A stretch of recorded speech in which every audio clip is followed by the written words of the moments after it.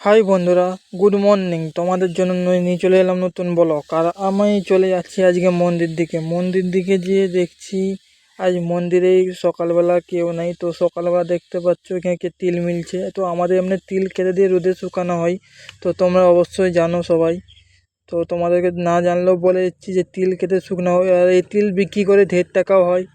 তো সকালবেলা তুমি দেখতেই পাচ্ছ একজনকে এসছে, তো সব হাঁটতে বেরিয়েছে সকালবেলার দিক করে। আর তো কিরকম ভিউ দেখতেই পাচ্ছ, কুয়াশা কুয়াশা সকালবেলা, রোদও ছেড়েছে।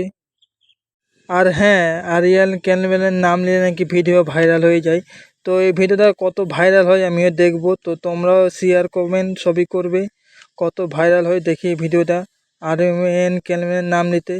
তো মায়ের মন্দির তোমরা দেখতেই পাচ্ছ, আর আমি এটা হচ্ছে তরিয়া থেকে বলছি, আর আমার নাম প্রবীণ।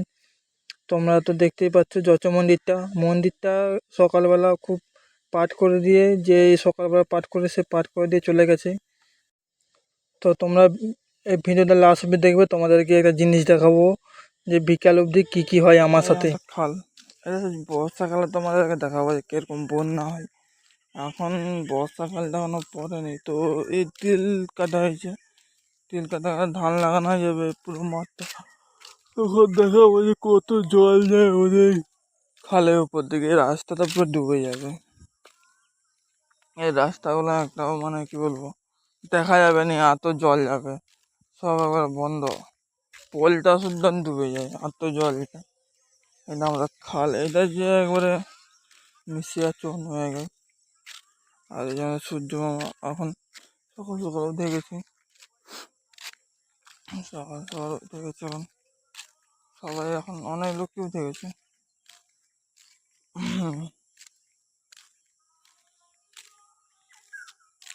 আর আমাদের এই মায়ের মন্দির এলে আমার ঘুম পেয়ে যায়, পাতা হিসেবে এত।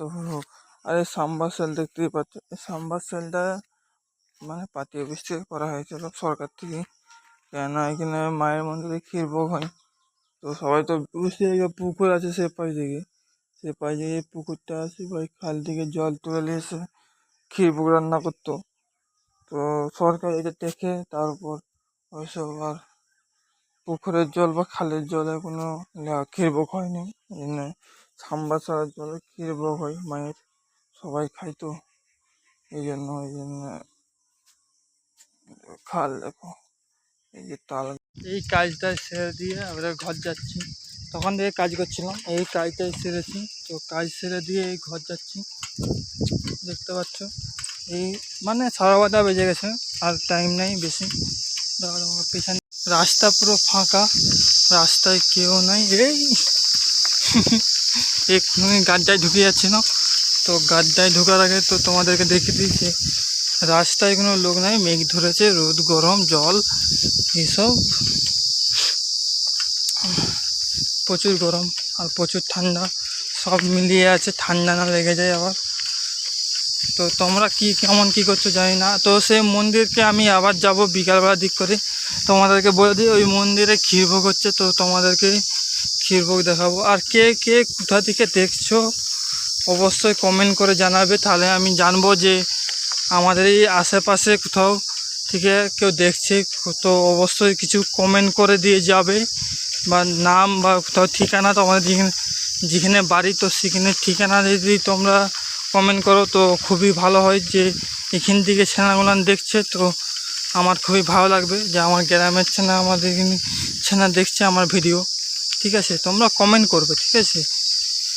আর দেখতেই পাচ্ছ ডাল, কি চাটনি, পটল ভাজা, আম পাকা, কি একটু পয়সা ভাজা কি ভালো বলো মা ভালো বলো কি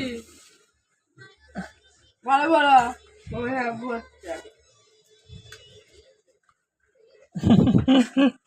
বলো জানিনি পাবে না। ভাজা